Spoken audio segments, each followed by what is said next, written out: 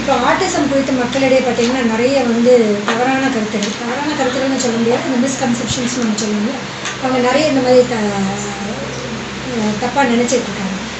நான் ஏற்கனவே சொன்ன மாதிரி இது வந்து ஒரு நியூரோ டெவலப்மெண்டல் டிசார்டர். குழந்தை வந்து வயிற்றில் உருவாகும் பொழுதே நிறைய வந்து நிறைய காரணங்களால் இந்த மாதிரி கண்டிஷன்ஸ்லாம் வருது. ஒரு குறிப்பிட்ட காரணம்ன்றது சொல்ல இயலாது. சரிங்களா? அடுத்தது நீங்கள் பார்த்தீங்கன்னா குழந்தையை நம்ம வளர்த்த விதம் சரியில்லைன்னு நிறைய பெற்றோர்கள் வந்து நினச்சிடுவாங்க. இது அந்த மாதிரி தவறான வளர்ப்புனாலே பேரண்டிங்னாலே வர்றது கிடையவே கிடையாது. அவங்க இனிமேல் கடந்து வரக்கூடிய பாதையை வந்து ரொம்ப கடினமாக தான் இருக்கும். அவங்க நிறைய இந்த மாதிரி மனநல மருத்துவர், பீடியாட்ரிஷியன்ஸ் இல்லைன்னா குழந்தை நல மருத்துவரை நிறைய கான்டாக்ட்ஸ் வச்சுக்கணும். அப்போ தான் அவங்கள மாதிரி நிறைய இந்த மாதிரி குழந்தைகளோட பெற்றோரை அவங்க வந்து அணுகி இருந்தாங்கன்னா డెవలప్మెంట్స్ என்ன, அடுத்தடுத்து என்ன ட்ரீட்மெంట్స్ இதெல்லாம் வந்து தெரிஞ்சுக்கிறதுக்கு ఏదువాக இருக்கும். నేషనల్ ఆటిజం అవేర్నెస్ డే సందర్భంగా ఈరోజు మనం ఆటిజం గురించి చర్చిద్దాం. ఆటిజం అంటే ఏంటి, ఆటిజం లక్షణాలు ఏంటి? ఆటిజం లక్షణాలు రెండు ప్రధానమైన లక్షణాలు అన్నమాట. ఒకటి సోషల్ కమ్యూనికేషన్ సరిగా లేకపోవడం, అంటే మనమే పిలిచి చూడకపోవడము, తనలో తను ఆటలాడుకోవడము, తనలో తను మాట్లాడుకోవడం, ఇవన్నీ కూడా సోషల్ కమ్యూనికేషన్ స్కిల్స్ అన్నమాట. దాంతోపాటు రెండోది అంటే స్టీరియోటైప్ మూమెంట్స్. వాళ్ళు మాటికి వచ్చి ఫ్యాన్ స్విచ్ ఆన్ చేయడము, ఆఫ్ చేయడము, ఫింగర్ ట్యాపింగ్, టో ట్యాపింగ్, ఇట్లాంటి కండిషన్స్. సో ఈ రెండు ప్రధాన లక్షణాలు అంటే మనం ఆటిజంగా భావించాలి. దీంతో పాటుగా ఏంటంటే ఆటిజం లాంటి కండిషన్స్ చాలా ఉంటాయి. ఇప్పుడు మనమే చూస్తే పిలవలేదు అంటే హీరింగ్ డిఫెక్ట్ ఉండి ఉండొచ్చు. సో దాన్ని మనం గుర్తించాలి. దాంతోపాటుగా కొన్ని ఆప్షన్స్ ఏరియస్ ఉంటాయి, ఫిట్స్ లాంటి కండిషన్స్, దానివల్ల కూడా మనకి చూడకపోవచ్చు. కొన్ని సైకలాజికల్ సమస్యలు ఉంటాయి, డిప్రెషన్ కానీ యాంగ్జైటీ, దీనివల్ల కూడా వాళ్ళు సోషల్ కమ్యూనికేషన్ సరిగ్గా ఉండకపోవచ్చు. సో టిక్స్ కూడా ఉంటాయి, ఇవి కూడా మూమెంట్స్ లాగా ఉంటాయి, స్టెరియోటైప్ మూమెంట్స్. సో ఇలాంటి కండిషన్స్ అన్ని మనం గుర్తించాలి. సో వీటన్నిటికీ కూడా కొన్ని బ్లడ్ టెస్ట్లు, కొన్ని ఎంఆర్ఐలు చేసిన తర్వాత ఆటిజంని నిర్ధారించిన తర్వాత మెయిన్ ట్రీట్మెంట్ వచ్చి కాగ్నిటివ్ బిహేవియర్ థెరపీ. తర్వాత కొన్ని డ్రగ్స్ అన్నమాట, మెలటోనిన్, అరిప్రజోల్, ఎస్ఎస్ఆర్ఐ, తర్వాత కొన్ని మల్టీవిటమిన్ డ్రగ్స్, తర్వాత supportive drugs, nutrition therapies. So మనమందరం కలిసి ఈ ఆటిజం అవేర్నెస్ క్రియేట్ చేసి ఆటిజంని నివారిద్దాం. Thank you. World autism day નિમિત્તે ઓટિઝમ વિશે થોડી વાત કરીશ. ઓટિઝમ એક ન્યુરો ડેવલપમેન્ટલ ડિઝોર્ડર કહેવાય છે, એટલે કે મગજની જ એક બીમારી છે જે મગજનો અંદર ડેવલપમેન્ટમાં કોઈને કોઈ પ્રોબ્લેમને કારણે બાળકોના વર્તનમાં અસર થતી હોય છે. એના કારણો વિશે ઘણી બધી દુનિયાભરમાં ડિબેટ ચાલે છે. ઘણા બધા પ્રૂવન કોઝ છે, ઘણા બધા હજુ હાઇપોથેસિસ છે. પણ જીનેટિક કોઝની સાથે સાથે એન્વાયરમેન્ટલ ફેક્ટર્સ, એટલે આપણે શું કરી શકીએ તો બાળ ઉછેરમાં જે 4-5 મહત્ત્વની વસ્તુઓ છે કે બાળકોને સ્ક્રીન બને એટલો ઓછો બતાવવો, મોબાઈલ ટીવીનો ઉપયોગ બને એટલો ઓછો રાખવો શરૂઆતના 3-1 વર્ષ સુધી, ખોરાકની અંદર પ્રોસેસ ફૂડ્સને બધું ઓછું આપવું, બને એટલા નેચરલ ફૂડ વધારે આપવા, અને એ લોકોનું સનલાઇટ એક્સપોઝર વધે, એ લોકો વધારે આઉટડોર એક્ટિવિટીઝ કરે ઇન્ડોર રહેવા કરતાં. સો આ બધી એક્ટિવિટીઝ, આઉટડોર એક્ટિવિટી, ફૂડ અને સ્ક્રીન, આ 3 વસ્તુનું આપણે જો બાળ ઉછેરમાં ध्यान રાખીએ તો કદાચ એના સિમ્ટમ્સમાં થોડો फायदो થઈ શકે. ऑटिझम किंवा स्वमग्नता आणि ADHD म्हणजे अतिचंचलता या प्रकारचे पेशंट गेली 12 वर्ष माझ्या OPDमध्ये पाहत आहे. हल्ली अशा प्रकारच्या पेशंट्समध्ये खूप प्रमाणामध्ये वाढ झालेली आहे. अशा प्रकारच्या पेशंट्समध्ये जरी काही जेनेटिक कारणे असतील तरी बऱ्याच वेळा बऱ्याचशा कारणांचा शोध लागत नाही. याची महत्त्वाची कारणे म्हणजे TV आणि मोबाईलचा अतिरेक. माझी पालकांना अशी नम्र विनंती आहे की कृपया आपल्या मुलांच्याबरोबर थोडासा वेळ पर्सनली द्या, त्यांना त्यांच्याबरोबर खेळा, बोलत राहा आणि TV आणि मोबाईलसारख्या व्यसनांपासून दूर ठेवा. ऑटिज़म एक बीमारी नहीं है. ऑटिज़म एक डेवलपमेंटल डिसऑर्डर है जहाँ पे बच्चों को बोलने में विलम्ब होता है और उनको अपने माँ बाप से या अपने भाई बहनों से या फ्रेंड्स से वार्तालाप करने में भी प्रॉब्लम होता है. इसके उपरांत उनको इमेजिनेटिव प्ले, इसमें भी प्रॉब्लम होता है. इसका सही डायग्नोसिस करना और थेरेपी से सही ट्रीटमेंट करना बहुत ही इम्पोर्टेंट है. नमस्कार. आज मैं आपको ऑटिज़म के बारे में बताना चाहूँगी. ऑटिज़म एक डेवलपमेंटल डिसऑर्डर है जिसमें बच्चे भाषा न बोल पाते हैं और न समझ पाते हैं. इनके इंटरेस्ट बहुत लिमिटेड और रिस्ट्रिक्टेड रहते हैं. वही चीज़ें रिपीट करते हैं और लोगों से इंटरेक्शन नहीं कर पाते. सोशल स्किल्स इनकी कमी होती है. ऑटिज़म बढ़ता जा रहा है और आज मानना है कि 68 में एक बच्चे को ऑटिज़म हो सकता है. लेकिन क्यों होता है ऑटिज़म? इसके कारण अभी किसी को भी क्लियरली पता नहीं है, पर कुछ जेनेटिक कारण है और कुछ एनवायरमेंटल कॉजेस टुगेदर मिलके ऑटिज़म का रीज़न ऐसा मानना है। ऑटिज़म एक न्यूरो डेवलपमेंटल डिसऑर्डर है जिसमें कि सोशल इंटरेक्शन, कम्युनिकेशन रिस्ट्रिक्टेड होता है और रिपीटेटिव बिहेवियर होता है। आमतौर से जो माँ बाप होते हैं वो पहले 3 साल में उसको डायग्नोस करते हैं। उनके जो ग्रेजुअली उनके सिम्टम्स बढ़ते जाते हैं, वर्शनिंग कभी कभी होती, कभी कभी कमी आती है। आमतौर से ऐसे बच्चों में जो पहचान का तरीका होता है वो ऐसे बच्चे ठीक से आई टू आई कांटेक्ट नहीं कर पाते हैं प्रॉपर्ली। इनिशियल फेज में जो माँ से इंटरेक्शन होता है, सोशल इंटरेक्शन, उसमें कमी आ जाती है। बोलने चालने में फ़र्क आता है और व्यवहार में बार बार एक ही चीज़ को करने की टेंडेंसी डेवलप होती है जो इम्पॉर्टेंट है। उसकी वजह से उनके जो डेवलपमेंट होते हैं, सोशल डेवलपमेंट होते हैं, इंटरेक्शनल डेवलपमेंट होते हैं, उनमें फ़र्क आता है।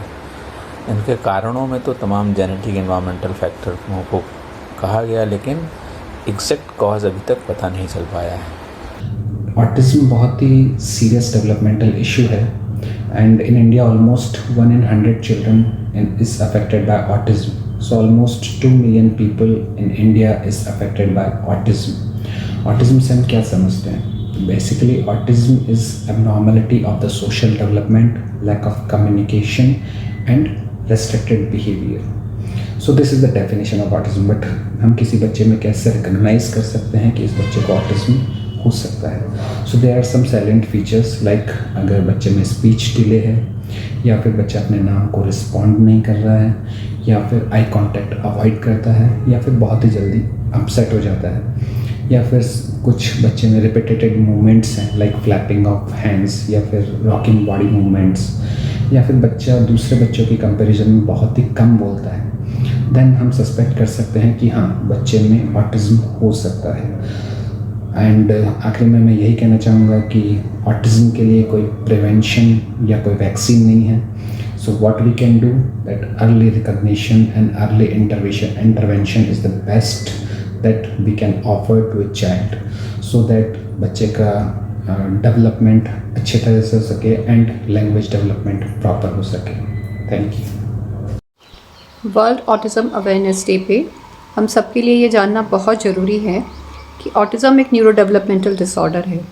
जिन बच्चों में आईक्यू कम होती है उनको उनके माता पिता जल्दी जांच के लिए लेके जाते हैं। जिन बच्चों की आईक्यू लगभग नॉर्मल होती है और उनमें कम्युनिकेशन की प्रॉब्लम्स बहुत ज़्यादा नहीं होती हैं, उन बच्चों का डायग्नोसिस अक्सर बहुत लेट होता है।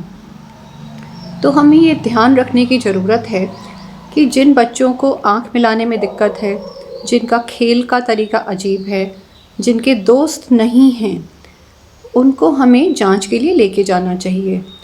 हमारे डिपार्टमेंट में government medical college and hospital Chandigarh में बहुत सारे ऐसे बच्चे आते हैं जिनका कि 18-20 वर्ष की आयु तक भी डायग्नोसिस नहीं हुआ होता है। उसका मुख्य कारण ये रहता है कि इन सब की आईक्यू लगभग नॉर्मल है और इनका कम्युनिकेशन में कुछ प्रॉब्लम्स हैं पर बहुत ज़्यादा नहीं हैं। तो हमें ऐसे केसेस के लिए बहुत सजग रहने की आवश्यकता है। धन्यवाद। 2 एप्रिल वर्ल्ड ऑटिझम डे आपण सर्वच साजरा करतो। ऑटिझम म्हणजे स्वमग्नता। पालकांनी याबाबत जागरूक होणे फार गरजेचे आहे। ही मुले ही समाजाचा एक अविभाज्य घटक आहे आणि त्यामुळे त्यांना मार्गदर्शन आणि मदत ही हवी। आज पालकांनी कुठलाही न्यूनगंड न बाळगता आपल्या बालकातील त्रुटी जर लक्षात येत असेल तर डॉक्टरांचा सल्ला घेणे गरजेचे आहे। बऱ्याच ॲडव्हान्स थेरपी आज उपलब्ध आहेत व त्याचे रिझल्ट्सही फार छान आहेत। या मुलांशी कनेक्ट होऊन त्यांना या जगात जगण्यायोग्य करूया। आपण सर्व मिळून ऑटिझमशी लढा देऊया। যথেষ্ট নিশ্চয়তার সাথে বলে দেওয়া যায় যে বাচ্চাটি অটিজম হবে কিনা শিশুর জন্মের 3 মাসের মধ্যে। এই ডায়াগনস্টিক টুলটির নাম হচ্ছে জেনারেল মুভমেন্ট অ্যাসেসমেন্ট বা Prechtl's assessment. Professor Hans Prechtl Graz university অস্ট্রিয়ার থেকে এই টুলটি আবিষ্কার করেছিলেন, যেটা এখন সারা পৃথিবীতে ব্যবহৃত হচ্ছে। সুতরাং এই টুলটি তো আছেই, এছাড়া এডিআই, এডস, ইনফ্যান্ট এডস এই সমস্ত দিয়ে আজকাল শিশুর জন্মের কিছুদিনের মধ্যে থেকেই আমরা নিশ্চয়ভাবে বলে দিতে পারি যে বাচ্চাটির অটিজম হওয়ার সম্ভাবনা আছে কিনা, এবং যদি সম্ভাবনা দেখা যায়, সম্ভাবনাটিকে আর্লি ইন্টারভেনশন দিয়ে যদি ট্রিট করা যায়, এবং সেই আর্লি ইন্টারভেনশন যদি ফলপ্রদ আর্লি ইন্টারভেনশন হয়, যেটা আমাদের এই চাইল্ড ডেভেলপমেন্ট সেন্টারে আমরা 14 বছর ধরে দেখে আসছি, যে প্রতিটি বাচ্চাই স্বাভাবিক জীবনে ফিরে যেতে পারে, স্বাভাবিক স্কুলে যেতে পারে, স্বাভাবিক একটি মানুষের মতো বড় হয়ে বিয়ে শাদী করে দিব্যি জীবনযাপন করতে পারে। আজকে এই অটিজম অ্যাওয়ারনেস ডেতে এই জিনিসটি জেনে আপনারা সবাই সুখে থাকুন, ভালো থাকুন। বাচ্চার অটিজমের কোনো রকম সম্ভাবনা দেখা দিলে দ্রুত এমন জায়গায় আসুন যেখানে বাচ্চার অটিজম থেকে তাকে স্বাভাবিক জীবনে ফিরিয়ে আনা খুব দ্রুত করে ফেলা সম্ভব এবং খুব সুলভে। ଦିନକୁ ଦିନ ଅଟିଜମ୍ ଶିଶୁଙ୍କ ସଂଖ୍ୟା ବଢ଼ି ବଢ଼ି ଚାଲିଛି। ମାନେ ଆମର ଦୈନନ୍ଦିନ ଜୀବନଶୈଳୀ ବା ଲାଇଫଷ୍ଟାଇଲ ହଉ ବା ଆଜିକାଲି ଯେମିତି ଶିଶୁମାନଙ୍କର ମୋବାଇଲ ଟିଭି ପ୍ରତି ଯେଉଁ ଆଡିକ୍ସନ ରହୁଛି ତା ଯୋଗୁଁ ହଉ ବା ଆମର ଯେଉଁ ନ୍ୟୁକ୍ଲିୟର ଫ୍ୟାମିଲି ହଉଛି ତା ଯୋଗୁଁ ହଉ କିମ୍ବା ଅନ୍ୟାନ୍ୟ କାରଣ ଯୋଗୁଁ ହଉ, এই ଅଟିଜମର ଇନ୍ସିଡେନ୍ସ ଏତେ ବଢ଼ି ବଢ଼ି ଚାଲିଛି ଯାହା ଆକଳନ କରାଯାଉଛି ମେ ବି ଆଉ 50-60 ବର୍ଷ ପରେ ପ୍ରତି 2 ଜଣ 3 ଜଣ ଶିଶୁରେ ଜଣେ ଜଣେ ଅଟିଜମ ହେଇ ବାହାରିବେ, ଯୋଉଟା ସମାଜ ପ୍ରତି ଗୋଟେ ବହୁତ ବଡ଼ ବର୍ଡନ ବା କଷ୍ଟଦାୟକ। ଆଉ ସବୁଠାରୁ କଥା ସବୁ ଇମ୍ପୋର୍ଟାଣ୍ଟ ହଉଛି ଶିଶୁମାନଙ୍କୁ ପ୍ରଥମେ ଯୋଉ ଅଟିଜମ ଶିଶୁଙ୍କୁ ପ୍ରଥମେ ଆଇଡେଣ୍ଟିଫାଏ କରିବା। ସମୟ ଥାଉ ଥାଉ ସେ ଶିଶୁଙ୍କୁ ଯଦି ପ୍ରପରଲି ଆମେ ଚିହ୍ନି ପାରୁ, ଜାଣିପାରୁ, ଆଉ ତାଙ୍କୁ ପ୍ରପରଲି ଗାଇଡ୍ କରାଯାଏ, ହୋମ୍ ଟୁ ଜିହାଦ ଯେମିତିକି ଆମର ନର୍ମାଲ ଲାଇଫଷ୍ଟାଇଲ ମଡିଫିକେସନ କରାଯାଏ, ଏନଭାରନମେଣ୍ଟକୁ ମଡିଫିକେସନ କରାଯାଏ, ସେମାନଙ୍କୁ ଠିକ ସମୟରେ ଠିକ ଭାବରେ ଟ୍ରିଟମେଣ୍ଟ କରାଯାଏ, ତାହେଲେ ସେମାନେ ନର୍ମାଲ ହେଇପାରିବେ। କିନ୍ତୁ ଅସୁବିଧା ରହେ କି ଆମେ ଜାଣିବାରେ ବହୁତ ଡେରି ହୁଏ, ଆମେ ତାକୁ ଆକ୍ସେପ୍ଟ କରିବାରେ ଅସୁବିଧା ହୁଏ, ଜାଣିଲା ପରେ ବି ଆମେ ଭାବୁ ନା ନର୍ମାଲ ହେଇଯିବ, ସେୟା ଭାବି ଆମେ ଯୋଉ ଅପେକ୍ଷା କରିଥାଉ ତା ଯୋଗୁଁ ବହୁତ ପ୍ରିସିୟସ୍ ସମୟ, ମୂଲ୍ୟବାନ ସମୟ ଆମେ ନଷ୍ଟ କରିଥାଉ, ତା ଯୋଗୁଁ ଅସୁବିଧାଟା। 2 April is world autism day.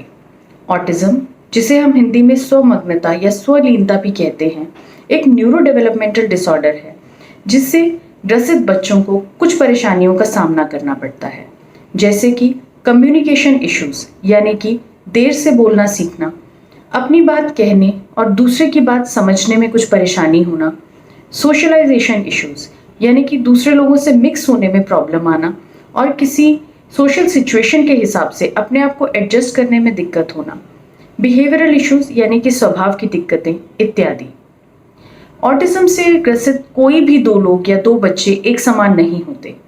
याद रखें कि autism is not a disability but it is a different ability. यदि ऑटिज्म से ग्रसित लोगों को कुछ परेशानियां आती हैं तो उनमें कई सारे पॉजिटिव पॉइंट्स भी होते हैं, जैसे कि एक शार्प मेमोरी का होना, अपनी पसंद के क्षेत्रों में बड़ी ही एकाग्रता से काम करना। हमारी सोसाइटी में आज प्रॉब्लम ये है कि ऑटिज्म से ग्रसित बच्चों का हम टाइमली डायग्नोसिस नहीं कर पा रहे हैं, लेकिन टाइम पर इन बच्चों का डायग्नोसिस होने से और एक प्रॉपर मैनेजमेंट होने से किन्हीं और बच्चों की तरह ये भी एक फुलफिलिंग लाइफ लीड कर सकते हैं। तो आइए इस 2 अप्रैल को हम ऑटिज्म के बारे में खुद जागरूक बने और दूसरों को भी जागरूक बनाएं ताकि किसी ऑटिस्टिक बच्चे की जिंदगी में हम पॉजिटिव बदलाव ला सकें।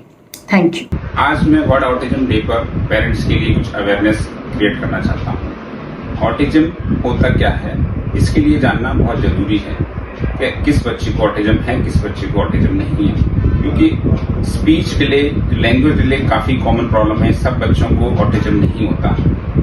जिस बच्चे को ऑटिज्म होने की पॉसिबिलिटी होती है उनमें स्पीच डिले तो होता ही है, उसके साथ साथ और भी चीज़ें होती हैं, जैसे इंटरेक्ट कम करना, बाकी बच्चों से इंटरेक्ट कम करना, बार बार बुलाने पर रेस्पॉन्ड नहीं करना, और बच्चे का एक जगह पर बैठना नहीं, इधर जाना उधर जाना, हाइपर एक्टिव बिहेवियर होना, बार बार गुस्सा आना, ये सब चीज़ें ऑटिज्म की तरफ हो सकती हैं। लेकिन इन सबको कंफर्म करने के लिए आपको पीडियाट्रिशियन से या पीडियाट्रिक न्यूरोलॉजिस्ट से कंसल्ट करना जरूरी होता है, क्योंकि कुछ चीज़ें जरूरी नहीं है कि सब ऑटिज्म हैं, तो इसलिए जरूरी है आप डॉक्टर से कंसल्ट करें, उसके बाद ही इस चीज़ को मानें। तो मेरा मैसेज यही है पेरेंट्स से कि ऐसा किसी को भी सिम्टम हो आप डॉक्टर से कंसल्ट करें, टाइम से कंसल्ट करें, क्योंकि इसका जल्दी से इलाज शुरू करने पर आउटकम काफ़ी बेटर होते हैं। इसमें मेमोरी बच्ची की अच्छी होती है, ओनली सोशल इंटरेक्शन, लैंग्वेज की प्रॉब्लम होती है, उन सबको थेरेपी से या कुछ मेडिसिन से। मैं ਤੁਹਾਨੂੰ ਅੱਜ ਸਭ ਨੂੰ ਇਹ ਦੱਸਣਾ ਚਾਹਨੀ ਹਾਂ ਕਿ 2 ਅਪ੍ਰੈਲ ਨੂੰ ਵਰਲਡ ਆਟਿਜ਼ਮ ਅਵੇਅਰਨੈਸ ਡੇ ਮਨਾਇਆ ਜਾਂਦਾ ਹੈ। ਇਹ ਦਿਨ ਵਿਸ਼ਵ ਭਰ ਵਿੱਚ ਮਨਾਇਆ ਜਾਂਦਾ ਹੈ ਸਾਨੂੰ ਮਤਲਬ ਸਾਰਿਆਂ ਨੂੰ ਇਸ ਡਿਸਆਰਡਰ ਬਾਰੇ ਜਾਗਰੂਕ ਕਰਨ ਵਾਸਤੇ, ਕਿਉਂਕਿ ਆਟਿਜ਼ਮ ਸਪੈਕਟਰਮ ਡਿਸਆਰਡਰ ਜਿਹੜਾ ਹੈਗਾ ਉਹ ਬਹੁਤ ਅੱਜ ਕੱਲ੍ਹ ਬਹੁਤ ਜ਼ਿਆਦਾ ਐਪੀਡੈਮਿਕ ਪ੍ਰੋਪੋਰਸ਼ਨਸ ਦੇ ਵਿੱਚ ਵੱਧ ਰਿਹਾ ਹੈਗਾ। ਅੱਜ ਤੋਂ 5 ਸਾਲ ਪਹਿਲਾਂ ਆਪਾਂ ਸੋਚੀਏ ਤਾਂ ਇੰਨੇ ਜ਼ਿਆਦਾ ਆਟਿਜ਼ਮ ਸਪੈਕਟਰਮ ਡਿਸਆਰਡਰ ਇੰਨਾ ਜ਼ਿਆਦਾ ਸਾਨੂੰ ਦੇਖਣ ਨੂੰ ਨਹੀਂ ਸੀ ਮਿਲਦਾ, ਲੇਕਿਨ ਪਿਛਲੇ ਕੁਝ ਸਾਲਾਂ ਤੋਂ ਇਹ ਡਿਸਆਰਡਰ ਕਾਫੀ ਵੱਧ ਗਿਆ ਹੈ। ਇਸ ਲਈ ਸਾਨੂੰ ਇਸ ਬਾਰੇ ਜਾਗਰੂਕਤਾ ਫੈਲਾਉਣ ਦੀ ਬਹੁਤ ਜ਼ਿਆਦਾ ਜ਼ਰੂਰਤ ਹੈ, ਕਿਉਂਕਿ ਜਿੰਨਾ ਜਲਦੀ ਅਸੀਂ ਇਸ ਡਿਸਆਰਡਰ ਨੂੰ ਡਾਇਗਨੋਸ ਕਰਕੇ ਇਹਦੇ ਪ੍ਰਤੀ ਅਸੀਂ ਥੈਰੇਪੀਜ਼ ਵਗੈਰਾ ਜਾਂ ਨਾਲ ਸਪੈਸ਼ਲਾਈਜ਼ਡ ਟਰੀਟਮੈਂਟ ਉਹ ਸਭ ਸ਼ੁਰੂ ਕਰਦੇ ਹਾਂ, ਉਹਦੇ ਨਾਲ ਉਨੇ ਹੀ ਜ਼ਿਆਦਾ ਚਾਂਸਿਸ ਹੁੰਦੇ ਨੇ ਬੱਚੇ ਇਸ ਡਿਸਆਰਡਰ ਤੋਂ ਬਾਹਰ ਆਉਣ ਦੇ ਜਾਂ ਉਸ ਤੋਂ ਬੈਟਰ ਹੋਣ ਦੇ ਔਰ ਇੱਕ ਆਪਣਾ ਨੋਰਮਲ ਸੁਸਾਇਟੀ ਦੇ ਵਿੱਚ ਪਾਰਟੀਸਿਪੇਟ ਕਰਨ ਦੇ। ਸੋ ਇਸ ਡਿਸਆਰਡਰ ਦੇ ਲੱਛਣਾਂ ਬਾਰੇ ਮੈਂ ਤੁਹਾਨੂੰ ਦੱਸਣਾ ਚਾਹੁੰਦੀ ਹਾਂ ਕਿ ਇਸ ਡਿਸਆਰਡਰ ਵਿੱਚ ਹੁੰਦਾ ਕੀ ਹੈ। ਬੇਸਿਕਲੀ ਆਟਿਜ਼ਮ ਸਪੈਕਟਰਮ ਜਿਹੜਾ ਹੈਗਾ ਇਹ ਇੱਕ ਕਮਿਊਨੀਕੇਸ਼ਨ ਡਿਸਆਰਡਰ ਹੈ। ਬੇਸਿਕਲੀ ਜਿਵੇਂ ਆਪਾਂ ਆਪਸ ਦੇ ਵਿੱਚ ਗੱਲਬਾਤ ਕਰਦੇ ਹਾਂ ਜਾਂ ਇੱਕ ਦੂਸਰੇ ਨਾਲ ਟੂ ਐਂਡ ਫਰੋ ਕਮਿਊਨੀਕੇਸ਼ਨ ਕਰਦੇ ਹਾਂ, ਅੱਖ ਦੇ ਵਿੱਚ ਅੱਖ ਮਿਲਾ ਕੇ ਗੱਲ ਕਰ ਪਾਉਂਦੇ ਹਾਂ, ਬਟ ਆਟਿਜ਼ਮ ਸਪੈਕਟਰਮ ਦੇ ਜਿਹੜੇ ਡਿਸਆਰਡਰ ਦੇ ਬੱਚੇ ਹੁੰਦੇ ਹਨ ਜਾਂ ਐਡਲਟਸ ਵੀ ਹੁੰਦੇ ਹਨ, ਉਹ ਇਸ ਕਮਿਊਨੀਕੇਸ਼ਨ ਨੂੰ ਨਹੀਂ ਕੈਰੀ ਫੋਰਵਰਡ ਕਰ ਸਕਦੇ। ਉਹ ਲਾਈਕ ਇੱਕ ਦੂਸਰੇ ਦੇ ਨਾਲ ਅੱਖ ਮਿਲਾ ਕੇ ਨਹੀਂ ਮੇਨਟੇਨ ਕਰਦੇ। ਆਈ ਟੂ ਆਈ ਕੰਟੈਕਟ ਜਿਹਨੂੰ ਅਸੀਂ ਕਹਿੰਦੇ ਕਿ ਉਹ ਬਹੁਤ ਪੂਅਰ ਹੁੰਦਾ ਹੈ। ਐਂਡ ਦੂਸਰਾ ਉਹ ਆਪਣੇ ਜਿਵੇਂ ਪੇਅਰ ਗਰੁੱਪਸ ਦੇ ਨਾਲ ਬੱਚੇ ਖੇਡਦੇ ਨੇ ਔਰ ਆਪਸ ਦੇ ਵਿੱਚ ਸ਼ੇਅਰਿੰਗ ਗੇਮਸ ਵਗੈਰਾ ਖੇਡਦੇ ਨੇ, ਅਤੇ ਆਟਿਜ਼ਮ ਸਪੈਕਟਰਮ ਦੇ ਬੱਚੇ ਪੀਅਰ ਗਰੁੱਪ ਦੇ ਵਿੱਚ ਜ਼ਿਆਦਾ ਇੰਟਰਸਟਿਡ ਨਹੀਂ ਹੁੰਦੇ। ਉਹ ਆਪਣੇ ਆਪ ਦੇ ਵਿੱਚ ਹੀ ਰਹਿਣਾ ਪਸੰਦ ਕਰਦੇ ਹਨ, ਇਕੱਲੇ ਰਹਿਣਾ ਪਸੰਦ ਕਰਦੇ ਹਨ ਜਾਂ ਆਪਣੀ ਹੀ ਦੁਨੀਆ ਵਿੱਚ ਮਸਤ ਰਹਿੰਦੇ ਹਨ। ਔਰ ਕੁਛ ਬੱਚੇ ਜਿਹੜੇ ਹੁੰਦੇ ਨੇ ਉਹਨਾਂ ਦੇ ਲਾਈਕ ਬਹੁਤ ਹੀ ਸਪੈਸੀਫਿਕ ਫਿਕਸਡ ਇੰਟਰਸਟ ਹੁੰਦੇ ਨੇ, ਕੁਛ ਅਨਯੂਜੂਅਲ ਇੰਟਰਸਟ ਹੁੰਦੇ ਨੇ, ਜਿਵੇਂ ਕਿ ਕਈ ਬੱਚੇ ਜਿਵੇਂ ਉਸ ਚਾਬੀਆਂ ਦੇ ਲਈ ਬੜੇ ਇੰਟਰਸਟਿਡ ਹੁੰਦੇ ਨੇ ਕਿ ਉਹ ਹਰ ਵੇਲੇ ਚਾਬੀ ਤਲਾਸ਼ਦੇ ਰਹਿੰਦੇ ਨੇ, ਜਿਵੇਂ ਗੱਡੀ ਦੀ ਚਾਬੀ ਹਰ ਵੇਲੇ ਮਤਲਬ ਪ੍ਰੀ ਆਕਿਊਪਾਈਡ ਰਹਿੰਦੇ ਨੇ।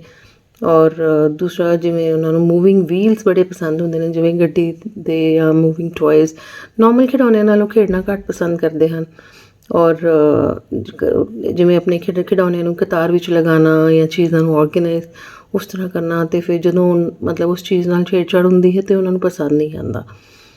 ਅਤੇ ਜੇ ਤੁਹਾਨੂੰ ਲੱਗੇ ਕਿ ਕੋਈ ਬੱਚਾ ਇਸ ਤਰ੍ਹਾਂ ਦੇ ਕੋਈ ਫਿਕਸਡ ਇੰਟਰਸਟ ਜਿਹੜੇ ਅਨਯੂਜੂਅਲ ਫਿਕਸਡ ਇੰਟਰਸਟ ਨੇ, ਜੇ ਤੁਹਾਨੂੰ ਇਸ ਤਰ੍ਹਾਂ ਦਾ ਕੁਛ ਲੱਗੇ ਤਾਂ ਉਹ ਇੱਕ ਤਰ੍ਹਾਂ ਦਾ ਰੈੱਡ ਸਿਗਨਲ ਹੈ ਅਤੇ ਉਸ ਬੱਚੇ ਨੂੰ ਜ਼ਰੂਰ ਰੈਫਰ ਕਰਨਾ ਚਾਹੀਦਾ ਹੈ ਜਿਹੜੇ ਵੀ ਡਾਕਟਰ ਆਟਿਜ਼ਮ ਨੂੰ ਟਰੀਟ ਕਰਦੇ ਨੇ ਉਹਨਾਂ ਵੱਲ। ਔਰ ਕਈ ਬੱਚੇ ਜਿਹੜੇ ਹੈਗੇ ਨੇ ਮਤਲਬ ਇਹ ਪ੍ਰੈਜ਼ੈਂਟ ਕਰਦੇ ਨੇ ADHD ਦੇ ਨਾਲ।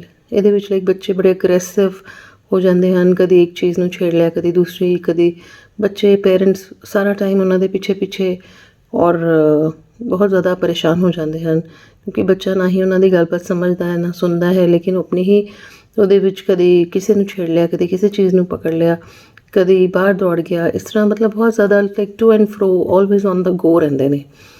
ਅਤੇ ਇਸ ਤਰ੍ਹਾਂ ਦੇ ਬੱਚੇ ਥੋੜ੍ਹਾ ਜਲਦੀ ਡਾਇਗਨੋਜ਼ ਹੋ ਜਾਂਦੇ ਹਨ, ਕਿਉਂਕਿ ADHD ਦੇ ਬੱਚੇ ਦੇ ਜਿਹੜੇ ਪੈਰੈਂਟਸ ਹੁੰਦੇ ਨੇ ਉਹ ਬਹੁਤ ਪਰੇਸ਼ਾਨ ਹੁੰਦੇ ਨੇ ਅਤੇ ਉਹ ਥੋੜ੍ਹਾ ਸਾ ਜਲਦੀ OPD ਦੇ ਵਿੱਚ ਲੈ ਕੇ ਆਉਂਦੇ ਨੇ। ਲੇਕਿਨ ਜਿਹੜੇ ਮਾਈਲਡਲੀ ਆਟਿਸਟਿਕ ਬੱਚੇ ਹੁੰਦੇ ਹਨ ਉਹ ਯੂਜੂਅਲੀ ਇਗਨੋਰ ਹੋ ਜਾਂਦੇ ਹਨ। ਔਰ ਕਈ ਵਾਰੀ ਜਦੋਂ ਮਤਲਬ ਬੱਚੇ ਦੇ ਵਿੱਚ ਸਪੀਚ ਡਿਲੇ ਹੁੰਦਾ ਹੈ ਅਤੇ ਪੇਰੈਂਟਸ ਕਈ ਵਾਰੀ ਕੰਸਰਨ ਹੁੰਦੇ ਨੇ, ਬਟ ਕਈ ਵਾਰੀ ਆਸ-ਪਾਸ ਦੇ ਲੋਕ ਜਾਂ ਐਡਲਟਸ ਨੇ ਜਿਵੇਂ ਐਲਡਰਲੀ ਦਾਦੀ ਨੇ ਜਾਂ ਨਾਨੀ ਨੇ, ਉਹ ਸਭ ਕਹਿ ਦਿੰਦੇ ਨੇ ਕਿ ਹਾਲੇ ਵੇਟ ਕਰੋ, ਹਾਲੇ। ਕਈ ਵਾਰੀ ਬੱਚੇ ਇਸ ਤਰ੍ਹਾਂ ਹੀ ਹੁੰਦੇ ਹਨ, ਕਈ ਵਾਰੀ ਆਪਣੇ ਆਪ ਹੀ ਇਸ ਚੀਜ਼ ਤੋਂ ਬਾਹਰ ਆ ਜਾਏਗਾ, ਪਰ ਉਹ ਬਹੁਤ ਗਲਤ ਹੈ, ਕਿਉਂਕਿ ਜਿੰਨੀ ਜਲਦੀ ਸਾਨੂੰ ਕੋਈ ਡਿਵੈਲਪਮੈਂਟਲ ਕੰਸਰਨ ਹੋਏ ਸਾਨੂੰ ਬੱਚੇ ਨੂੰ ਪੀਡੀਆਟ੍ਰੀਸ਼ੀਅਨ ਨੂੰ ਦਿਖਾਉਣਾ ਚਾਹੀਦਾ ਹੈ ਔਰ ਉਹਦੀ ਸਕਰੀਨਿੰਗ ਕਰਾਉਣੀ ਚਾਹੀਦੀ ਹੈ। ਤੋ ਸਾਇੰਟੀਫਿਕ ਰਿਕਮੈਂਡੇਸ਼ਨਸ ਤੇ ਕਹਿੰਦੀਆਂ ਹਨ ਕਿ ਹਰ ਬੱਚਾ ਜਿਹੜਾ ਹੈ 18 ਮਹੀਨੇ ਤੋਂ ਲੈ ਕੇ 30 ਮਹੀਨੇ ਤੱਕ ਉਹਦੀ ਡਿਵੈਲਪਮੈਂਟਲ ਸਕਰੀਨਿੰਗ ਯੂਨੀਵਰਸਲੀ ਹੋਣੀ ਚਾਹੀਦੀ ਹੈ। ਆਟਿਜ਼ਮ ਵਾਸਤੇ ਸਕਰੀਨ ਕਰਨਾ ਚਾਹੀਦਾ ਹੈ। ਜੇ ਸਾਨੂੰ ਕੋਈ ਵੀ ਉਹਦੇ ਵਿੱਚ ਸਾਈਨਸ ਐਂਡ ਸਿੰਪਟਮਸ ਲੱਗੇ ਤਾਂ ਅਸੀਂ ਉਹਦਾ ਦੁਬਾਰਾ ਫੋਲੋਅਪ ਲੈਂਦੇ ਹਾਂ, ਪਰ ਨਾਲ ਦੀ ਨਾਲ ਹੀ ਆਪਾਂ ਉਹਦੀਆਂ ਥੈਰੇਪੀਜ਼ ਅਰਲੀ ਇੰਟਰਵੈਂਸ਼ਨ ਜਲਦੀ ਸ਼ੁਰੂ ਕਰ ਦਈਦੀ ਹੈ, ਬਿਕੋਜ਼ ਜਿੰਨੀ ਜ਼ਿਆਦਾ ਅਸੀਂ ਅਰਲੀ ਇੰਟਰਵੈਂਸ਼ਨ ਕਰਦੇ ਹਾਂ ਉਨਾ ਹੀ ਸਾਨੂੰ ਬੈਟਰ ਰਿਜ਼ਲਟਸ ਮਿਲਦੇ ਹਨ ਔਰ ਬੱਚਾ ਜਿਹੜਾ ਹੈ ਇਸ ਡਿਸਆਰਡਰ ਤੋਂ ਬਹੁਤ ਮਤਲਬ ਬਾਹਰ ਵੀ ਆ ਸਕਦਾ, ਨੋਰਮਲ ਸਕੂਲਿੰਗ ਵੀ ਕਰ ਸਕਦਾ ਹੈ। ਦੋ ਕੁਛ ਚੀਜ਼ਾਂ ਪਰਸਿਸਟ ਕਰਦੀਆਂ ਹਨ, ਬਟ ਅਸੀਂ ਡੈਫੀਨੇਟਲੀ ਉਸ ਚੀਜ਼ ਤੋਂ ਬੈਟਰ ਉਹਨੂੰ ਜ਼ਰੂਰ ਕਰ ਸਕਦੇ ਹਾਂ। ਸੋ ਇਸ ਲਈ ਮੈਂ ਤੁਹਾਨੂੰ ਸਭ ਨੂੰ ਰਿਕੁਐਸਟ ਕਰਾਂਗੀ ਤੁਸੀਂ ਇਸ ਮੈਸੇਜ ਨੂੰ ਜ਼ਿਆਦਾ ਤੋਂ ਜ਼ਿਆਦਾ ਸ਼ੇਅਰ ਕਰੋ, ਆਟਿਜ਼ਮ ਬਾਰੇ ਜਾਗਰੂਕ ਹੋਵੋ ਐਂਡ ਜੋ ਵੀ ਮਤਲਬ ਤੁਹਾਨੂੰ ਲੱਗੇ ਕਿ ਤੁਹਾਡੇ ਆਸ ਪੜੋਸ ਦੇ ਵਿੱਚ ਜਾਂ ਤੁਹਾਡੇ ਨਜ਼ਦੀਕ ਦੇ ਜਾਂ ਤੁਸੀਂ ਕਦੇ ਵੀ ਇਸ ਤਰ੍ਹਾਂ ਦੇ ਬੱਚੇ ਕਦੇ ਨੋਟਿਸ ਕਰੋ ਤੇ ਉਹਨਾਂ ਨੂੰ ਜ਼ਰੂਰ ਤੁਸੀਂ ਡਿਵੈਲਪਮੈਂਟਲ ਪੀਡੀਆਟ੍ਰੀਸ਼ੀਅਨ ਜਾਂ ਜੋ ਵੀ ਡਾਕਟਰ ਆਟਿਜ਼ਮ ਸਪੈਕਟਰਮ ਡਿਸਆਰਡਰ ਨੂੰ ਡੀਲ करते हैं ਉਹਨਾਂ ਕੋਲ ਜ਼रूर भेजो।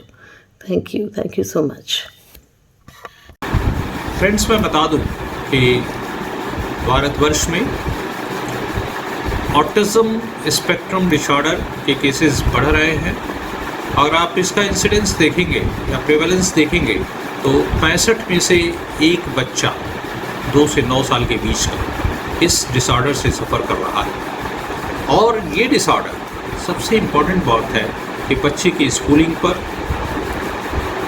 घर की कैपिटल पर और बच्चे के सोशल इंक्लूजन पर असर डालती है।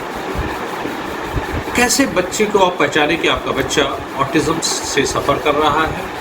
अगर आप देखें कि आपके बच्चे में जो नॉर्मल बिहेवियर बच्चों का होता है वो नहीं आ रहा है, जैसे कि बच्चा बहुत ही उसका जॉयफुल एक्सप्रेशन होता है, रेसिप्रोकेट करता है आपके एक्सप्रेशन को, अगर वो नहीं कर रहा है, बच्चे को और कोई बैबलिंग करने में दिक्कत हो रही है, कोई दिक्कत हो रही है, तो आपको अलर्ट हो जाना चाहिए। दूसरी चीज़ है कि अगर पेरेंट्स को ये लगता है कि हमारा बच्चा जो है बार बार बुलाने पर रिस्पॉन्ड नहीं कर रहा है, स्पेशली आप नाम से बुलाइए और रिस्पॉन्ड नहीं कर रहा है, तो आपको अलर्ट हो जाना चाहिए। अगर बच्चे का टेम्परामेंट, बिहेवियर कुछ गड़बड़ है, जैसे बहुत इरिटेबल है या एकदम शांत है, तो इन दोनों कंडीशन में आपको अलर्ट हो जाना चाहिए कि आपका बच्चा कहीं ऑटिज्म से सफ़र तो नहीं कर रहा है। और अगर सोशल स्किल्स का रिग्रेशन हो रहा है या स्पीच का रिग्रेशन हो रहा है तो आपको अलर्ट हो जाना चाहिए। अगर ये सब सिम्टम हैं आपके बच्चे में तो ये समझिए कि आपका बच्चा हो सकता है कि ऑटिज्म से सफ़र कर रहा हो। आपको तुरंत डेवलपमेंटल पीडियाट्रिशियन से मिल करके और उनकी सलाह के अनुसार थेरेपी स्टार्ट कर देना चाहिए। धन्यवाद दोस्तों। ऑटिज़म कोई रोग नहीं है, ऑटिज़म एक लक्षण है। तो बहुत सारी परिस्थितियां हैं जिसकी वजह से ऑटिज़म हो सकता है। जब भी कोई बच्चा उम्र के साथ बोलना ना सीखे, उनका वर्तन असामान्य हो, वो एक ना एक चीज़ बार बार करता रहे, तो ऑटिज़म होने की संभावना है। सतर्क रहिए, तुरंत जांच करवाइए और याद रखें, बच्चे का पोषण संतुलित हो, शारीरिक भी और मानसिक भी। ये रेड फ्लैग साइंस हमें कुछ वार्निंग साइंस हैं जो हमें बताते हैं कि आगे चल के बच्चे को ऑटिज़म होगा या नहीं। मतलब ऑटिज़म की प्रोबेबिलिटी के बारे में ये बताते हैं, ये डायग्नोस्टिक नहीं होते, ये समझना बहुत ज़रूरी है। वैसे तो ये रेड फ्लैग साइंस अलग अलग एज ग्रुप्स में अलग अलग रहते हैं, पर बहुत कॉमन है कि हम 1.5 से 3 साल की उम्र में इनको नोटिस करते हैं। तो क्या है ये रेड फ्लैग साइंस, आइए डिस्कस करते हैं। सबसे इम्पॉर्टेंट है कि बच्चा जो है वो आपके साथ नज़र मिला के बात कर रहा है या नहीं। अगर आप उससे बात करें और स्माइल करें तो वो स्माइल बैक करता है या नहीं। अपनी चीज़ें बताने के लिए वो पॉइंट नहीं करता और ज़्यादातर आपका हाथ लेके जाता है चीज़ें पकड़ने के लिए। अगर आप उसको पॉइंट करें तो वो आपकी फिंगर को ट्रैक नहीं कर पाता और ज़्यादातर वो नीचे की जो ऑब्जेक्ट्स हैं उनमें लॉस्ट हो जाता है। इसके अलावा बच्चों के साथ खेलना उसे पसंद नहीं होता और ज़्यादातर वो जो इनएनिमेट ऑब्जेक्ट्स हैं या फिर जैसे ब्लॉक्स हो गया, कार्स हो गया, रोटेटिंग ऑब्जेक्ट्स हो गया, इनको देखना ज़्यादा पसंद करता है। नॉर्मली हमारे 1.5 से 3 साल की उम्र में बच्चों को प्रिटेंड प्ले और मेक बिलीव प्ले ज़्यादा पसंद आता है। मतलब आपकी डॉल्स या स्टफ्ड टॉयज़ को सुलाना, नहलाना, उनको फीड कराना, ये वाली चीज़ें, या फिर बच्चे जो हैं वो डॉक्टर पेशेंट या टीचर स्टूडेंट ये रोल प्ले करना पसंद करते हैं। अगर आपका बच्चा ये नहीं करता तो ये काफ़ी इम्पॉर्टेंट पॉइंट है और आपको बहुत सजग होने की इसके बारे में ज़रूरत है। तो इसके अलावा जो है बच्चों में कुछ सेंसरी इश्यूज़ भी मिलते हैं, जैसे कि बच्चे को बहुत आप टच करें तो वो इरिटेट हो जाए, आपका टिक के बिल्कुल नहीं बैठना है, बाल कटाने में, नाखून काटने में, मुंह पे सोप लगाने में बहुत इरिटेबल रहना है, और जो गोल गोल घूमना है तो घूमते ही रहना है, या फिर अगर झूला देंगे तो उस पर बहुत ज़्यादा डर जाना है, जो नॉर्मली हम बच्चे एंजॉय करना चाहिए। तो ये वाले कुछ रेड फ्लैग साइंस हैं जो अगर आपके बच्चे में मिलते हैं तो आप घर पे नहीं बैठिए, ऑब्ज़र्व नहीं कीजिए, बहुत ज़्यादा इंटरनेट से अपने आप डायग्नोसिस नहीं बनाइए। बहुत ज़रूरी है कि आप किसी क्वालिफाइड स्पेशलिस्ट के पास, डॉक्टर के पास जाके अपने बच्चे को दिखाइए, क्योंकि अगर हम बच्चा छोटा है और लेस देन 3 इयर्स है और तब उसकी थेरेपी शुरू हो, occupational therapy, speech therapy, sensory integration जैसी थेरेपी शुरू हो, तो बहुत हद तक ये चीज़ें करेक्टेबल होती हैं। Thank you. ઓટિઝમ છે એ એક ન્યુરો ડેવલપમેન્ટલ ડિસઓર્ડર છે, એટલે કે બાળકના માનસિક વિકાસમાં અવરોધ ઉત્પન્ન કરતો રોગ છે. ઓટિઝમના 2 મુખ્ય લક્ષણો હોય છે, કમ્યુનિકેશન એન્ડ સોશિયલાઇઝેશન, એટલે કે બાળક પોતે સમજી નથી શકતો કે હું કોણ છું, એને નામથી બોલાવો તો એ નામથી જણાવે નહીં કે હું મને બોલાવી રહ્યા છે, આપણી સામે આંખ મેળવીને વાત ના કરી શકે, સમજી ન શકે, એ પોતાની દુનિયામાં રહે અને ખૂબ જ મૂડી હોય છે. એને સામાજિક તર્ક વિતર્કમાં ખબર નથી પડતી.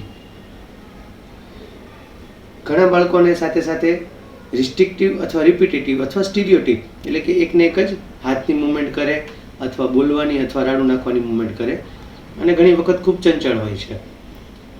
ઓટિઝમના લક્ષણો છે બાળકોને 6 મહિનાથી લઈ અને 2 વર્ષ લગીનમાં ઉત્પન્ન થતા હોય છે, અને મોટાભાગના બાળકોનું નિદાન છે એ 18 મહિનાની આસપાસ થઈ જતું હોય છે. ઓટિઝમ વિશે પહેલાં કોઈને માહિતી નથી. સન 1911થી આપણે સિઝોફ્રેનિયા જેવા આ લક્ષણો છે એવું માનવામાં આવતું હતું. ત્યારબાદ 1943 અને સન 1944 ડૉક્ટર લિયો અને ડૉક્ટર હેન્સ એસ્પર્જર એમને એક પેપર પબ્લિશ કર્યું કે ઓટિઝમ જેવી બીમારી એક અલગ જ બીમારી છે. ત્યારથી ઘણા વર્ષો લાગી ગયા અને 2007માં યુનાઇટેડ નેશને નક્કી કર્યું કે ઓટિઝમ એક બીમારી છે અને રોજ દિન બદિન એ વધતી જાય છે. આપણા દેશમાં અને વિદેશમાં ઓટિઝમ ખૂબ કોમન થતું રહ્યું છે. હું 2012થી ભાવનગર ખાતે પ્રેક્ટિસ કરી રહ્યો છું. દિન બદિન ઓટિઝમના કેસો વધતા જઈ રહ્યા છે. ઓટિઝમ 2007થી આપણે એપ્રિલ 2 દર વર્ષે નક્કી કર્યું કે ઓટિઝમ અવેરનેસ ડે ઉજવવો. એથી કરીને ફાયદો શું થાય તો કે સમાજને આ બીમારી વિશે જાણકારી મળે, એ બાળકોને કઈ રીતના આપણે સાચવવા, એનું નિદાન કરી એને કઈ રીતના થેરાપી આપી, બરાબર, એના જે કલીગ્સ, એના મિત્ર હોય એ પણ એને સમજે, સમાજ અને કુટુંબ પણ એ બાળકોને સમજે કે સાદી ભાષામાં કહીએ તો આપણા બ્રેનનું જે વાયરિંગ હોય એના કરતાં એ બાળકોનું વાયરિંગ થોડું ડિફરન્ટ હોય છે, બરાબર. ઓટિઝમના કારણોમાં આપણે જઈએ તો હજી લગીને આપણે ચોક્કસ કારણો નથી જાણતા, પણ ખૂબ જ કોમ્પ્લેક્સ જેનેટિક કારણો આપણને અત્યારના જાણવા મળી રહ્યા છે કે જેના કારણે ઓટિઝમ થઈ રહ્યું છે. ઓટિઝમના બાળકોની સારવાર તો કે આજ દિન લગીન કોઈ પણ ક્યુરેટિવ, એટલે કે 100% બાળકને સારું કરી શકે એવી કોઈ પણ દવા શોધાયેલી નથી. ડૉક્ટર આપનું બાળકનું નિદાન કરી દેશે, ત્યારબાદ આપણને થેરાપી સૂચવશે. એટલે સારવારનો મોટાભાગનો મદાર છે એ માતા પિતા, કુટુંબ અને એના થેરાપિસ્ટ ઉપર રહે છે. થેરાપીથી ઘણા બધા બાળકો ખૂબ જ સરસ થઈ જાય છે અને નોર્મલ સ્કૂલમાં નોર્મલ પોપ્યુલેશન સાથે એ જીવન જીવી શકે છે. જૂજ કિસ્સા એવા બને છે કે જેને ખૂબ જટિલ સારવારની જરૂરિયાત પડે છે અને ઘણી વખત ડૉક્ટર દવા પણ સાથે સાથે આપે છે અને સાથે સાથે થેરાપી કરાવવી પડતી હોય છે. એવા બાળકોને સ્પેશિયલ સ્કૂલમાં રાખવા પડતા હોય છે અને એને ટ્રેનિંગ આપવાથી એવા બાળકોમાં પણ સુધારો આવતો હોય છે. એટલે ઓટિઝમ 3 પ્રકારના હોય છે, એક ખૂબ જ સિવિયર, એક મોડરેટ અને એક માઇલ્ડ. જે માઇલ્ડ અને હાઈ ફંક્શનિંગ ઓટિઝમ છે એ લોકોને એડલ્ટહુડમાં, એટલે કે એ જ્યારે પુખ્ત વયના થઈ જાય છે ત્યારે પણ એને તકલીફ પડતી હોય છે સમાજ સાથે એને કઈ રીતના વર્તવું. ઘણા બધા હોલિવૂડ અને બોલિવૂડના પિક્ચર છે જે ઓટિઝમ ઉપર બન્યા છે અને એ પણ અવેરનેસમાં ખૂબ જ મદદરૂપ થતા હોય છે. દાખલા તરીકે આપણી ત્યાં માય નેમ ઇઝ ખાન કરીને મૂવી આવ્યું હતું, જેમાં માઇલ્ડ ઓટિઝમ, જેને એસ્પર્જર સિન્ડ્રોમ કહેવામાં આવે છે, એના વિશે માહિતી આપી હતી. માહિતીનો એક જ ખૂબ જ અગત્યનો ફાળો રહે છે કે લોકો એને સમજે, બરાબર. ઘણાને મીથ હોય છે કે આ ખાલી દીકરાને જ થાય, તો કે નહીં, ઓટિઝમ દીકરા અને દીકરી બંનેમાં થાય છે, પણ દીકરાઓમાં થોડીક વિશેષ પ્રમાણમાં જોવા મળે છે. ઓટિઝમના કારણે ઘણી બધી સામાજિક તકલીફ ઉત્પન્ન થતી હોય છે જો સમાજ એને ન સમજે તો.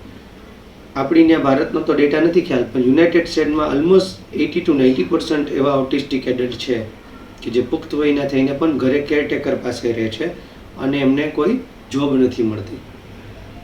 પણ તમે ઇન્ટરનેટ ઉપર સર્ચ કરશો તો ઘણા બધા મહાનુભાવો એવા છે, ફિલ્મ સ્ટાર, કોમેડિયન, સાયન્ટિસ્ટ કે જે બધાને પણ ઓટિઝમ હતું અને એ સમાજમાં અત્યારના ટોપ લેવલે છે, બરાબર, અને સમાજને એ યોગદાન આપી રહ્યા છે. જો આપણે સૌ મળીને એવી પ્રાર્થના કરીએ કે ઓટિઝમની એવી કોઈ દવા શોધાય અને બાળકોને 100% આપણે જલ્દીથી સારું કરીએ, પણ ત્યાં સુધી આપણે દરેક ઓટિસ્ટિક બાળકને સમજીએ અને એને સારવાર આપીએ કે જેથી કરીને એ પોતાનું એક સમાજમાં આગવું સ્થાન પ્રાપ્ત કરી શકે અને સમાજને યોगदान આપી શકે. नमस्कार. ऑटिझम एक खास कंडिशन आहेत मुलांच्यामध्ये आणि कधी कधी मुलांच्यामध्ये थोडक्यात दिसते, थोडं फीचर्स दिसतात आणि एक मुलांच्यामध्ये खूप फीचर्स दिसायला येतात. तशी तशी ते मोठं होणार, कधी कधी ते वाढत जाणार आहे. ह्याच्यामध्ये भरपूर समस्या येऊ शकते पालकांना. तर म्हणून माझी ही विनंती आहे की ते पालकांच्याकडे जास्त सहानुभूती दाखवा. सर्वांनी ते मुलांना ट्रीट करणारे, तर पालकांच्याकडे जास्त समजून सांगा त्यांना हा कंडिशनबद्दल, कशी सांभाळायची मुलाला, कसं काय अजून काय करू शकतात म्हणून. पालकांच्यासाठी एक सपोर्ट ग्रुप बनावं आणि त्यांनी एक दुसऱ्याला पण मदत करावी. का म्हणजे हा मुलाला वाढवताना त्यांना भरपूर अडथळं सामोरे करावं लागेल आणि त्यांच्या मनस्थिती आपण समजून घ्यायला पाहिजे आपण सर्व, आणि आपण त्यांना होईल तेवढं मदत करावं, हे माझी विनंती आहे सर्वांच्यासाठी. వరల్డ్ ఆటిజం డే సందర్భంగా మనందరం ఆటిజం గురించి అవేర్నెస్ తెలుసుకుందాము. చిన్నపిల్లల్లో ఆటిజం అనేది ఈ మధ్య చాలా తరచుగా చూస్తున్న ప్రాబ్లము. సో ఆటిజం అంటే ఏంటి, జస్ట్ మాటలు లేట్ అవడమేనా, లేకపోతే ఆటిజంని ఎలా గుర్తించాలి? సో మెయిన్గా 3 లక్షణాలు ఉంటాయండి. సో ఒకటి మాటలు లేట్ అవ్వడము, అండ్ ఇంకొకటి నలుగురిలో కలవకపోవడము, మనం పిలిచినా పలకకపోవడము, వాళ్ళ ప్రపంచంలో వాళ్ళు ఉంటారు, అండ్ మనం పిలిచినా పలకరు, మన ఇంటికి ఎవరైనా చుట్టాలు ఫ్రెండ్స్ వచ్చినప్పుడు వాళ్ళతో కలవరు. సో వాళ్ళ ప్రపంచంలో వాళ్ళు ఉంటారు, అండ్ వాళ్ళకి ఏదైనా కావాల్సి వచ్చినా కూడా గబుక్కుని ఎక్స్ప్రెస్ చేయలేరు. అండ్ రిపిటేటివ్ బిహేవియర్ అంటే ఏంటంటే పర్టికులర్ టాయ్స్ అన్నీ ఒక ఆర్డర్లో పెట్టుకునే ఒక కంపల్సివ్ బిహేవియర్ లాగా, లేదంటే కంటిన్యూస్గా రూమ్లో తిరుగుతూనే ఉంటారు, ఒక చోట కూర్చోరు.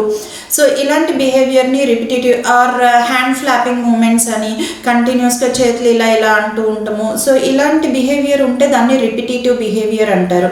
సో ఇప్పుడు మాటలు లేట్ అవటంతో పాటుగా ఇలా కమ్యూనికేషన్ ప్రాబ్లమ్స్, నలుగురిలో కలవకపోవడము, పిలిచినా పలకకపోవడము, ఈ రిపిటేటివ్ బిహేవియర్, ఈ లక్షణాలు ఉంటే దాన్ని మనం ఆటిజంగా గుర్తించి వెంటనే వైద్యుల్ని సంప్రదించాలి. సో తల్లిదండ్రులందరూ సంవత్సరం పిల్లలకల్లా మాటలు రాకపోతే వెంటనే కమ్యూనికేషన్ ఎలా ఉందో అర్థం చేసుకుని, కమ్యూనికేషన్ సరిగా లేదు అంటే ఆటిజం ఉందేమో అని గుర్తించి వెంటనే వైద్యుల్ని సంప్రదించాలి. సో దట్ ఎర్లీగా ట్రీట్మెంట్స్ చేస్తే బెటర్గా ఉంటాయి రిజల్ట్స్. చిల్డ్రన్ కూడా they can have a better life style and better future. Let's prevent autism in children. இன்று ஏப்ரல் 2 உலக ஆட்டிசம் விழிப்புணர்வு தினம். இன்று நான் கூற இருக்கும் கருத்து என்னென்றால், 2 வயதிற்குள்ளாகவே குழந்தை ஆட்டிசம் குறைபாட்டை நாம் கண்டறிய வேண்டும். அது மிக மிக அவசியம். 2 to 4 வயது வரை மருத்துவர் உதவியுடன் சிகிச்சை மேற்கொள்ளும் குழந்தைகள் நல்ல முன்னேற்றம் அடைகின்றனர். மருத்துவர், பெற்றோர், பயிற்சியாளர் ஆகியோர் ஒருங்கிணைந்து குழந்தையை ஆட்டிசம் குறைபாட்டிலிருந்து அதன் தன்மையை குறைக்க உதவி புரிய வேண்டும். நன்றி.